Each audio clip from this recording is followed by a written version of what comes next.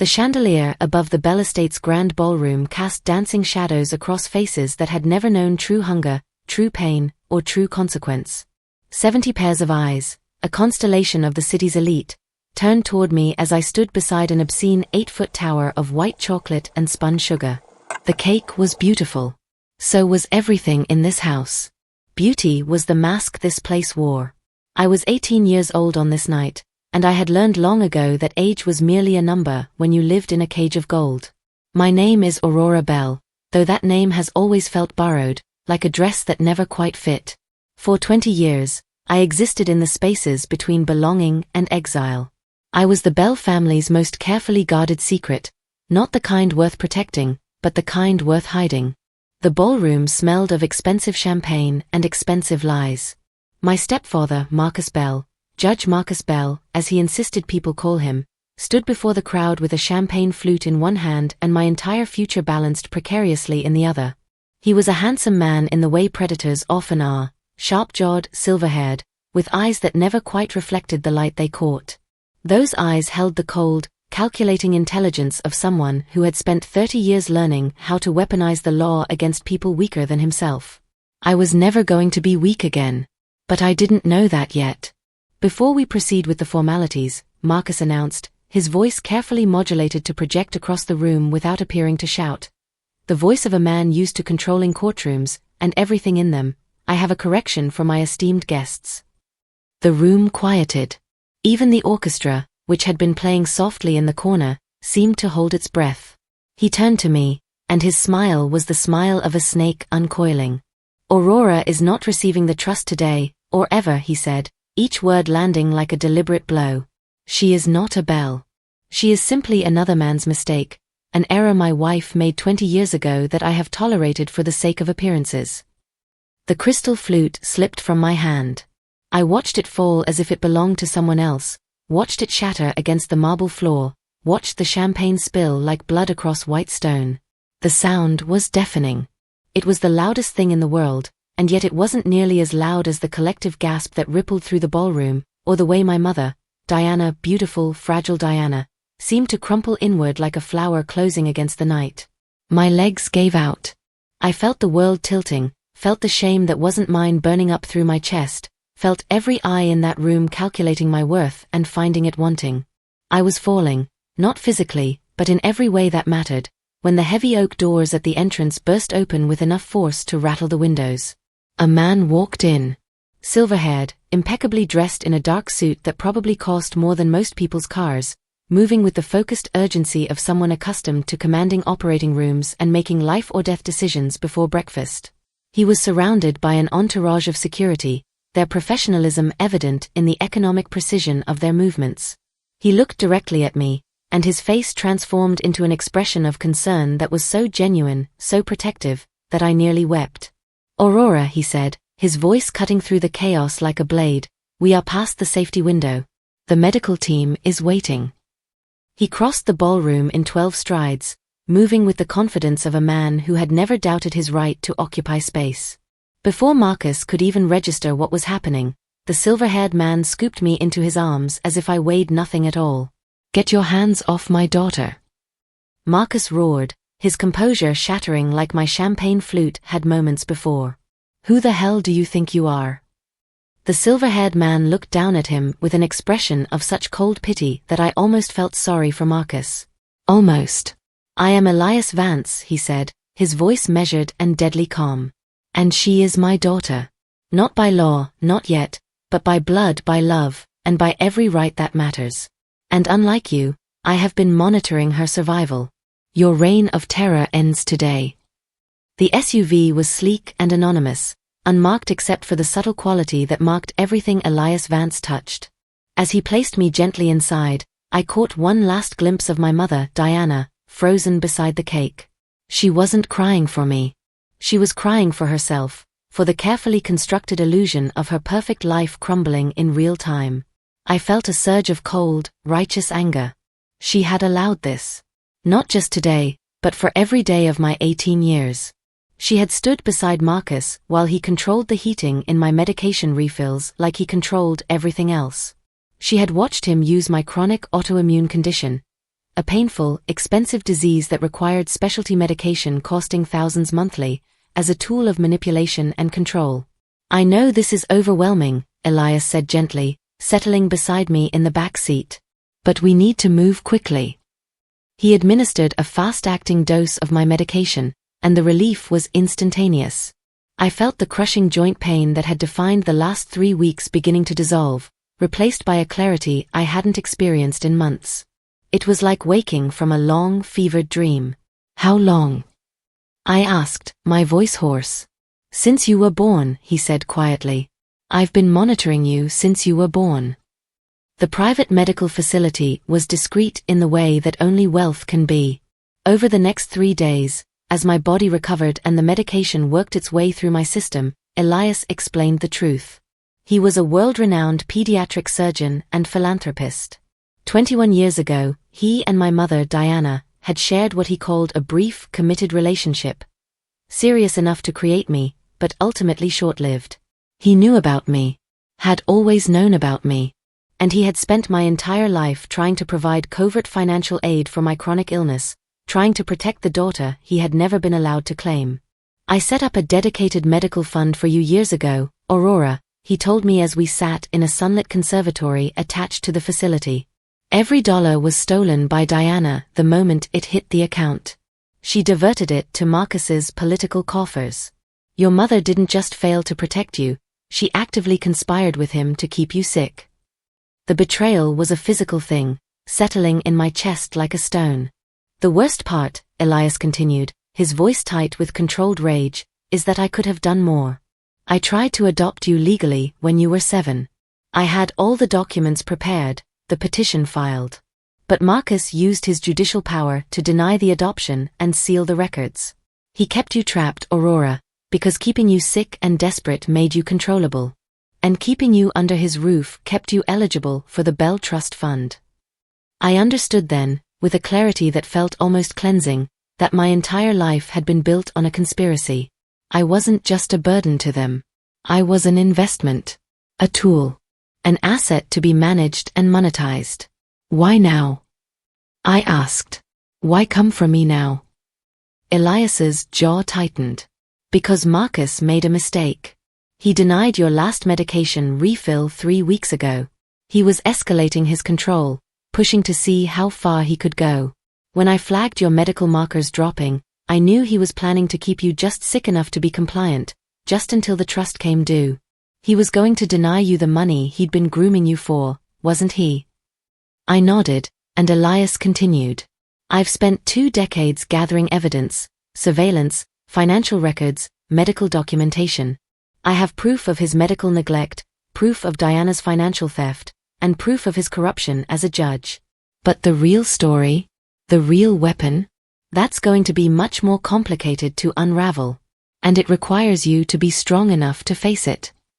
Over the next hours, Elias introduced me to his trusted associate, Julian, a former federal prosecutor who specialized in judicial corruption cases and had left government service to work with Elias on his various charitable exposures of white-collar crime. Julian was methodical, brilliant, and utterly ruthless in his pursuit of truth. He secured a safe apartment for me in a high-rise downtown, away from the Bell estate, away from Marcus and Diana and all the toxicity they represented. "The trust fund is secondary," Julian explained during our first strategy meeting, spreading documents across a glass table. "What we're really going after is the corruption, the fraud, the systematic abuse of his position. The trust fund will come as a consequence, but first, we need to dismantle the entire structure he's built his life on." Ms. Thorne was introduced to us that afternoon. She was a woman in her 50s with silver streaking through her dark hair, dressed in impeccable designer clothes, and possessed of a quiet intensity that suggested she had spent her career dismantling powerful men. She would become my guide through the legal labyrinth ahead. "They underestimate us," she said, looking at me with eyes that had clearly seen every shade of human cruelty. "Marcus underestimated you because you were sick. Diana underestimated you because you were quiet. Julian's prosecutors underestimated him because he left the system. And everyone in this city underestimates me because I'm a woman who prefers efficiency to ego. That underestimation is going to be their downfall." A month passed. My body healed as the medication worked its true purpose without interruption. But my mind began to sharpen itself into something dangerous. Into something unstoppable. Julian, Elias, and Miss Thorne worked methodically through the mountains of evidence Elias had already collected. But there was something missing. A connection. A thread that would tie everything together and make the narrative airtight against the inevitable legal challenges a corrupt judge would mount. That's when I realized something essential. The thread existed in the Bell estate itself. I need to go back, I told them one evening, 3 weeks into my recovery. Absolutely not, Julian said immediately. Strategically speaking, it's a disaster, Miss Thorne added. But Elias looked at me with understanding. You need closure, he said quietly. I need evidence, I corrected. Real evidence. Not just what you've collected from the outside. I need to go into Marcus's private office and find what he's kept hidden. The adoption denial. The sealed records. The proof that he deliberately prevented my father from claiming me. Julian started to object, but I continued. He won't expect me. He'll be expecting contrition, or fear. Not investigation. Not a young woman who knows exactly what she's looking for and has nothing left to lose. It took another week of planning, but they agreed. Security specialists worked with me to map the interior of the Bell estate, to identify surveillance blind spots, to plan my entry and exit with military precision. We scheduled it for a night when Marcus was at a judicial conference across the state, when Diana would be at one of her endless charity galas, and when the skeleton night staff could be easily avoided. I was terrified. I was also absolutely certain it was necessary. The night was cold and clear, the kind of night that made the stars visible even through the light pollution of the city. I slipped in through a service entrance that Julian's security specialist had accessed, moving through hallways I had navigated for 18 years. Every step felt like a reclamation. Every shadow felt like possibility. Marcus's private office was exactly as I remembered it, old dark wood and expensive leather, smelling of old scotch and the particular scent of a man's certainty. The door was locked with a combination safe, old-fashioned, probably older than I was. Marcus had always been vain about his security methods, believing that his own superior intellect made any precautions he chose automatically superior. I tried the date of his biggest, most controversial court victory, the case that had launched him into judicial prominence. A case where evidence had mysteriously disappeared and a guilty man had walked free. Click. The door opened. Inside, the file cabinets were mahogany and probably worth more than my medical bills. I moved past the political files, past the financial records, past all the surface-level corruption, straight to a cabinet labeled family, in Marcus's precise handwriting. My hands were shaking as I pulled open the drawer. There, deep in the back, behind his marriage license and old photographs of Tiffany as a child, I found a thin, yellowed folder labeled Aurora 2005. I held my breath as I opened it.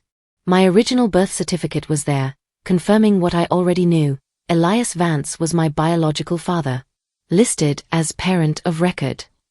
But next to it was something far more damning. A formal adoption petition dated 2005, when I was 7 years old. Elias had filed it, had gone through all the legal channels, had done everything right. Beneath that petition was a judge's order of denial, and the signature was unmistakable, Marcus Bell, in his precise, arrogant handwriting. I photographed every document with the high-resolution camera Julian had provided. My hands were steady now. The fear had transformed into something cold and crystalline, purpose. But there was more. There had to be more. I moved to the financial files, searching for proof of the stolen medical aid. There was a hidden ledger, actually hidden, secured behind a panel of the file cabinet itself. It showed large, coded transfers, hundreds of thousands of dollars, routed to an account labeled only as MC Consulting. I photographed it all. On my way out, I paused in the hallway outside Marcus's office. I was standing in the home where I had learned to be invisible, where I had learned to be quiet, where I had learned that love was conditional on utility, where I had learned that even your own mother would choose a man's convenience over her daughter's health. I was never coming back here. Back in the secure apartment, Julian's forensic team worked through the night decrypting the codes in the hidden ledger. By morning, they had the answer. The money wasn't for political campaigns, Julian explained, spreading the financial records across the glass table that had become our war room. It was payments to a shell company, MC Consulting, owned by an old associate of Marcus's named David Chun. A man who, 15 years ago, threatened to expose Marcus for taking massive bribes to suppress a multi-million-dollar class action lawsuit against a development company called Helix Properties. So Marcus stole my medication money to pay off a blackmailer, I said flatly. Essentially, yes, Ms. Thorne confirmed. He weaponized your illness to fund his own criminal activity. The final piece came from an encrypted hard drive that Julian's team accessed from Marcus's old campaign manager's personal effects. A security deposit box that contained archived video from 8 years prior. It was time-stamped, dated, and utterly devastating. In the video, Marcus and Diana were arguing in Marcus's office. Diana was crying, her beautiful face blotchy with tears and desperation. Please, she was saying, please just sign the adoption papers. Elias can legally fund her care. She's sick, Marcus. She's so sick, and we can't help her. Marcus's response was chilling. It was his voice, captured in high definition, speaking with the casual cruelty of someone who had never faced consequences for anything. I won't sign, he said flatly. I need her to look like my daughter until she turns 18. That Bell Trust money is the only way I can pay off the debts I owe the syndicate. If she gets legally adopted, the trust gets voided now. I need the principal. She can be sick, but she has to stay here. She has to look legitimate. Diana's face in the video crumpled. She nodded, defeated, complicit. My own mother knew, I said quietly, watching the video play for the third time. She knew about the illness, the money, the adoption attempt. And she chose him anyway. She was trapped, Elias said gently. I'm not excusing her. She had choices and she made the wrong ones. But she was trapped in a marriage to a man who had already proven he was willing to manipulate a child's health for financial gain. That's not an excuse. But it is context. I wasn't sure I cared about context anymore. With the evidence assembled, Ms. Thorne and Julian made the decision to file 2 simultaneous legal actions. A petition for the revocation of judicial power against Marcus Bell, and a lawsuit against Diana for financial fraud and conspiracy to commit theft. But they didn't file in local court. With the high-profile nature of Marcus's corruption, a sitting judge taking bribes, using his position to deny legal petitions, stealing from a minor's medical fund, the case was routed directly to a special judicial oversight committee. A public hearing. It was a calculated risk. Public meant exposure. Public meant that every dirty secret would be laid bare in front of the press, the legal community, and the city at large. It meant that Marcus and Diana couldn't rely on their connections to quietly bury the case. It also meant I was about to stand in a room and speak my truth directly to people who had the power to destroy my family. My adoptive family, the only family I had ever known besides Elias. The hearing was scheduled for a Thursday morning in November, exactly 6 weeks after the disastrous 18th birthday party. Marcus and Diana arrived at the courthouse looking confident, arrogant, even. They had hired the most expensive defense attorneys in the state. They believed their money and connections would save them, as they always had. I was waiting in the hallway outside the hearing room when Marcus cornered me. Diana stood behind him, her face carefully neutral. Aurora, he said, and his voice was warm, persuasive, the voice of a man used to manipulating judges and juries. I know this all seems very serious, but you need to understand, it's just a misunderstanding. A family matter that's gotten out of hand. Come home. We can discuss your college fund. Your future. He smiled at me, and it was the smile he had perfected over 30 years of lying under oath. Confident. Paternal. Utterly false. I looked him directly in the eye, perfectly calm. Your Honor, I said quietly, you never had a misunderstanding. You had a conspiracy. His face went still. The committee hearing room was smaller than I expected, and colder. Glass windows overlooked the city, sunlight streaming in across a long wooden table where 5 judicial oversight members sat, their expressions carefully neutral. Miss Thorne stood and began her presentation with the precision of a surgeon making an incision. First, she presented the video confession. We watched it on a large screen, and I watched Marcus's face as he watched himself on screen, speaking his own damnation aloud. Watched Diana's face crumple all over again as the room heard her own complicity documented in high definition. This video, Ms. Thorne said, is a clear admission by the respondent that he deliberately denied an adoption petition filed by Elias Vance for the express purpose of committing financial fraud. He admits that he needed the adoption to remain legally valid to access the trust fund for his own purposes. He admits to deliberately keeping the subject, Aurora Bell, in a state of medical deprivation as a tool to keep her compliant and controllable. Then she presented the court documents. The original adoption petition, signed by Elias. The judge's order of denial, signed by Marcus. The sealed records that should have remained sealed, but that we had recovered from his own office. The respondent used his judicial power not to deliver justice, Ms. Thorne continued, but to enable his own criminal conspiracy. He violated the authority of his office. He violated the trust of this court. He violated the law that he had sworn to uphold. The third piece was the financial records. The coded transfers. The shell company. The connection to the bribery scheme that had allowed Marcus to suppress evidence in a major lawsuit. The funds that were meant for the subject's life-saving medication were redirected to pay off members of organized crime, Ms. Thorne said flatly. Judge Bell stole from a sick child to save himself from federal prosecution. The final blow came from Julian, who presented a forensic analysis of Marcus's entire financial record over the past 20 years. The bribes. The kickbacks. The payoffs. The systematic corruption that had become the infrastructure of Marcus Bell's entire career. This is not a man who made mistakes, Julian said, meeting the eyes of each committee member in turn.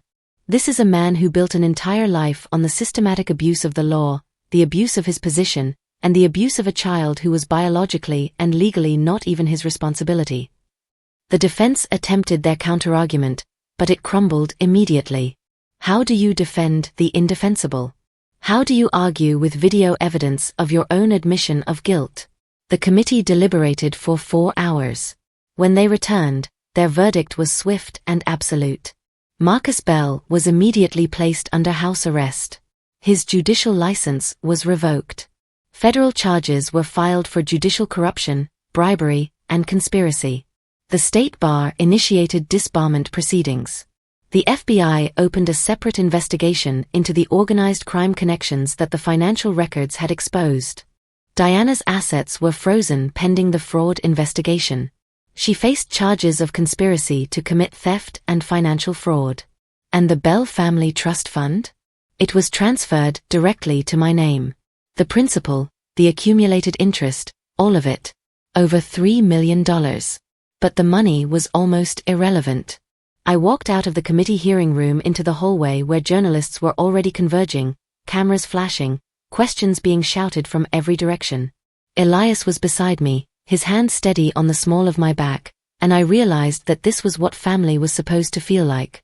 Steady. Protective. Present. Miss Bell. A reporter called out. How do you feel about the verdict? I paused at the top of the marble stairs, looking back at the courthouse behind me. Through a window, I could see Marcus being escorted out by federal agents. Diana was being led away in a different direction, her face gray with shock. I feel, I said carefully, like the truth finally had a voice. I feel like the law worked, exactly as it's supposed to work when it's wielded fairly. And I feel like I'm finally free. Elias squeezed my shoulder gently. That night, we had dinner in a small, quiet restaurant overlooking the city. Just Elias, Julian, Miss Thorne, and me. There was champagne, though I barely touched it. There were congratulations, though they felt somehow inadequate to what we had accomplished. What happens now? I asked, looking between the three of them. Now, Elias said gently, you get to decide your own future. You get to go to college. You get to pursue whatever interests you, without anyone controlling your medication, your finances, or your choices. You get to be 18 years old, Aurora. Finally. I want to study law, I said, and I was surprised by the certainty in my own voice. I want to help other people who are trapped the way I was trapped. I want to be like Ms. Thorne. Ms. Thorne smiled, and it transformed her entire face. Then that's exactly what you'll do. And I have a feeling you'll be very good at it. Over the next months, the full scope of Marcus's corruption unfolded. The bribery scheme, the organized crime connections, the other people whose cases he had influenced through his corruption. He faced federal charges that would keep him imprisoned for decades. But what mattered more to me wasn't his imprisonment. It was my freedom. I moved in with Elias in a beautiful house overlooking the city. He taught me about the work he did, the lives he had spent his career saving. He introduced me to his friends, his colleagues, his world. He was the father I had never been allowed to have, and we were making up for 20 years of lost time. I started college the following fall, carrying a full course load while working part-time with Ms. Thorne's firm as a legal assistant. I was determined, focused, and I had something that most people never have, absolute clarity of purpose. Every night, I thought about that moment when I stood in Marcus's office, looking at the adoption petition he had denied. Every night, I thought about that moment when the crystal flute shattered on the marble floor. Every night, I thought about the 18-year-old girl who had been invisible in her own life, and I was grateful to her for her strength. But I was also grateful that I would never have to be that girl again. I graduated from college with honors, my degree in law and criminal justice already secured by a full scholarship I had earned through my own work and merit. Elias attended every ceremony, beaming with pride that had nothing to do with money or status and everything to do with genuine paternal love. Ms. Thorne hired me directly out of school as a junior associate in her firm, where I specialized in exactly the cases I had wanted to specialize in, helping people trapped by corrupt systems, by abusive families, by people in power who believed themselves immune to consequence. Marcus Bell's trial made national headlines. He was convicted on 7 counts of judicial corruption, 3 counts of bribery, and 1 count of conspiracy. He received a 40-year sentence. Diana, cooperating with prosecutors in exchange for a reduced sentence, received 10 years for her role in the conspiracy. The Bell estate was seized by federal authorities and sold to cover restitution for the victims of Marcus's corruption. Tiffany, my former stepsister, completed her college education using her own resources. I occasionally saw her around the city, and her eyes would slide away from mine. She had been complicit in my suffering simply by accepting the comfortable life that my pain had purchased. But I had made peace with that. Or rather, I had made peace with understanding that other people's peace with complicity wasn't my responsibility to maintain. On my 21st birthday, Elias took me to dinner at the same restaurant where we had celebrated the day of the hearing. "I want to formally adopt you," he said simply, sliding a legal document across the table. "I know it's symbolic at this point. You're an adult. But I want it on record that you are my daughter. Not by circumstance. Not by default. But by choice, by love, and by law." I signed the document without hesitation. "I'm proud of you, Aurora," Elias said, and I heard in those words everything that Marcus had denied me. Everything that Diana hadn't been able to give me. Everything that had been missing from my childhood. "I'm proud of the woman you've become, proud of the choices you've made, proud of the strength you've shown. But most of all, I'm proud to be your father." I cried, but they were the first tears in a very long time that weren't born from pain. People sometimes ask me if I regret the pursuit of truth, the destruction of my former family, the legal warfare that upended my entire world. And the answer is always the same: no. Marcus Bell was not my father. Diana was not my mother in any way that mattered. They were obstacles. They were barriers to my freedom. And once I understood that, everything became clear. I am Aurora Vance now. I carry my father's name. I carry his values. I carry forward the work of helping others escape the cages of gold that trap them. The Bell estate no longer exists as a symbol of power and corruption. It exists now as a reminder that no cage, no matter how beautiful, no matter how expensive, can hold you forever if you refuse to accept the bars. I learned that truth at 18 years old, in a ballroom surrounded by 70 people who watched me shatter. I learned that the only mistake was ever thinking I deserved anything less than love, health, and freedom.